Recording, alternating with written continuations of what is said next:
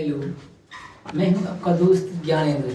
Knowledge career coaching classes के official YouTube channel में आपका स्वागत है। जैसे कि आप देखते हैं, देखो बच्चों, अध्याय 7 प्रत्यावर्ती धारा आप समझ गए होंगे। कक्षा 12वीं का अध्याय 7 है फिजिक्स का, ठीक है। तो इसमें अभी क्वेश्चन पढ़ेंगे।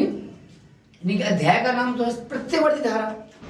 बट हम इसमें क्वेश्चन पढ़ेंगे, अच्छा सा क्वेश्चन है कि प्रत्यावर्ती धारा के एक पूर्ण चक्र में प्रत्यावर्ती धारा के एक पूर्ण चक्र में प्रत्यावर्ती धारा का औसत मान 0 होता है, ठीक है। सबसे पहले बात करते हैं कि प्रत्यावर्ती धारा का एक पूर्ण चक्र क्या कहलाता है। देखिए ये समझिए, ये तो पता ही होगा आपको कि जो प्रत्यावर्ती धारा होती है इस तरह चलती है, तो आवर्ती रूप से इसकी परिमाण और दिशा बदलती रहते हैं। क्या बेटा? प्रत्यावर्ती धारा के आवर्ती रूप से परिमाण और दिशा बदलते रहते हैं। मतलब कि ये ऊपर साइड भी चलती है, नीचे वाली चलती है, तो पॉजिटिव और नेगेटिव भी। तो प्रत्यावर्ती धारा का एक पूर्ण चक्र ये कहलाएगा। देखो यहां से ये पूरा यहां तक, ये यहां तक हो जाएगा, ये एक पूर्ण चक्र कहलाएगा। मतलब कि यहां से यहां तक आने में जो समय लगेगा उसे टी बोलेंगे, आवर्तकाल कहेंगे। मतलब एक चक्कर पूरा करने में जो समय लगता है आवर्तकाल कहलाता है, ठीक है।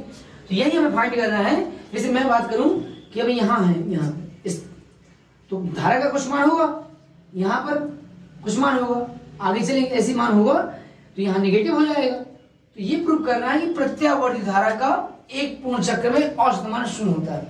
तो इसके लिए कुछ नहीं करना, बिल्कुल सिंपल सी बात है। सबसे पहले ये तो आपको पता ही होगा कि जो प्रत्यावर्ती धारा होती है किसी क्षण उसका समीकरण क्या होता है। उसका समीकरण होता है I बराबर I0 sin ओमेगा टी। क्या सुना आपने? I बराबर I0 sin ओमेगा टी होता है। ये I0 क्या है? ये I0 है प्रत्यावर्ती धारा का शिखर मान, इसे आयाम बोलते हैं। ये होती है, देखिए यहाँ पर धारा का मान सबसे ज्यादा होगा, तो ये I0 होगा। ये भी I0 है, परंतु ये नेगेटिव होगा, ये नेगेटिव होगा। तो समझिए, अब ओमेगा क्या है? ओमेगा है कोणीय आवृत्ति, यहां से यहां तक, ठीक है। स्मॉल टी समय है। तो देखिए सिंपल सी बात है, माना किसी क्षण स्मॉल टी पर प्रत्यावर्ती धारा का समीकरण I बराबर I0 sin ओमेगा टी। अब अत्यंत अल्प समय dt के लिए परिपथ में धारा का मान नियत रहता है, ठीक है। तो जो धारा होती है कांस्टेंट रहती है अत्यंत अल्प समय के लिए। तब dt समय में परिपथ में प्रभावित आवेश, इसका मतलब क्या हुआ कि अल्प समय में इस परिपथ में कितना आवेश प्रभावित हो रहा है। क्या सुना आपने? अल्प थोड़े समय में, dt समय में इस परिपथ में कितना आवेश प्रभावित हो रहा है। तो आया कहां से? हमने कहा dq बराबर I इंटू dt, dq बराबर I इंटू dt। ये आया कहां से? अब सिंपल सी बात जानते हैं, आवेश प्रवाह की दर को विद्युत धारा कहते हैं। क्या? आवेश प्रवाह की दर को विद्युत धारा कहते हैं। तो देखिए बेटा, इसका क्रॉस मल्टी हो जाएगा, इसको ऐसे करेंगे, इसका ऐसे करेंगे, तो dq बराबर हो जाएगा बेटा I इंटू dt, ठीक है। ये समझ में आ गया होगा। अब ये कैसे आया? आप जानते हैं I की वैल्यू रख दी हमने, I का मान I0 sin ओमेगा टी, तो ये आ गया। देखना ऐसे यहाँ पर dq, I का मान कितना है? I0 sin omega T dt, जी हो गया, ठीक है। समझ में आ गया होगा। अब देखिए, तो ये हमें मिला क्या? हमें अल्प समय dt में, क्या अल्प समय dt में प्रवाहित आवेश मिला परिपथ में। अब हमें क्या करना है? अल्प समय नहीं, आप जानते हैं जब अल्प समय दिया गया हो, अब पूरे के लिए निकालते हैं तो समाकलन करते हैं। थोड़े से काम के लिए ज्यादा काम करने जब करते हैं तो क्या करते हैं? सिंपल सी बात है, समाकलन करते हैं। तो हमें अल्प समय के लिए आवेश तो मिल गया, dq मिल गया। अब हमें क्या चाहिए? संपूर्ण आवेश चाहिए।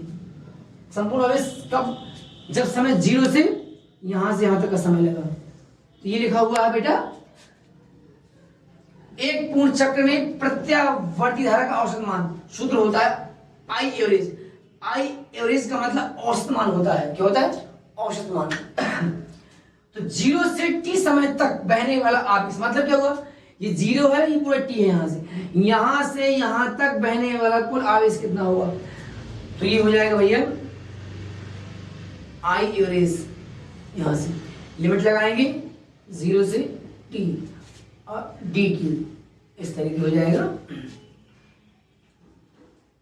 यहां से कुल आवेश t, तो इसका आई टी हो जाएगा भैया। देखिए डी की को मान यहां से रख देंगे, आई 0 sine omega D D T. Limit लगाएंगे 0 से t। कोई समस्या इसमें? दिक्कत तो नहीं किसी को? ठीक है, अब आगे चलिए। यहां दिखाई देगा, समझिए।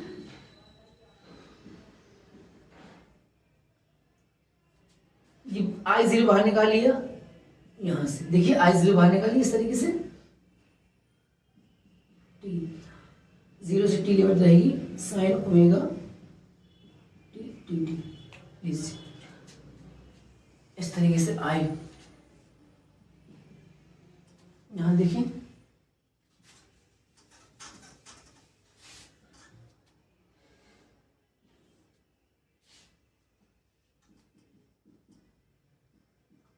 आई एवरेज कुल होगा आई 0 अपॉन टी। अब हम कर रहे हैं इसका आकलन कर रहे हैं, सॉरी समाकलन कर रहे हैं। आप जानते हैं साइन का होता है कॉस, माइनस कॉस होता है, माइनस कॉस ओमेगा टी, परंतु क्या होगा? जे ओमेगा नीचे आ जाएगा, इस तरीके से हो जाएगा। ठीक है, अब यहाँ लिमिट 0 से ही टी रहेगी, तो माइनस आई 0 ओमेगा टी, टी ओमेगा कोई दिक्कत नहीं है, कॉस ओमेगा टी बचेगा 0 से टी। इतनी बात समझ में आ गई होगी। अब हम क्या करेंगे? लिमिटेशन करेंगे। आई एवरेज बराबर माइनस आई 0 ओमेगा टी। लिमिटेशन करेंगे कितना आएगा? सबसे पहले बेटा उच्च सीमा मतलब टी का मान यहां रखेंगे, फिर हम लगाएंगे माइनस, फिर 0 करेंगे। तो सीधी सी बात बता दूं आपको, उच्च सीमा में निम्न सीमा को घटाया जाता है। तो cos omega capital T minus cos omega 0। समस्या आप क्योंकि जानते हैं कि ये टी ओमेगा बराबर होता है 2 पाई अपॉन टी। ठीक है, जी कहां से आया? कोणीय वेग बराबर कोणीय विस्थापन बटे समय अंतराल, यहां से आया। ठीक है, तो आप ओमेगा का वैल्यू रख दीजिए या फिर आप रख दीजिए टी की वैल्यू रख दीजिए, नो टेंशन। तो टी बराबर हो जाएगा आपका ओमेगा। ठीक है, तो आई एवरेज हो जाएगा, देखो वैल्यू अपन नीचे भी रख, देखो इस ओमेगा या टी का मान अपन यहाँ रख सकते हैं, बट वहां 0 हो जाना इसलिए रखेंगे नहीं। ठीक है, यहाँ रखिए कोस ओमेगा टी, टी की वैल्यू 2 पाई ओमेगा, तो कोस 0 हो जाएगा। देखिए आई एवरेज, देखिए ये ओमेगा से ओमेगा कट जाएगा, तो cos 2 पाई हो जाएगा, cos 0। आप जानते हैं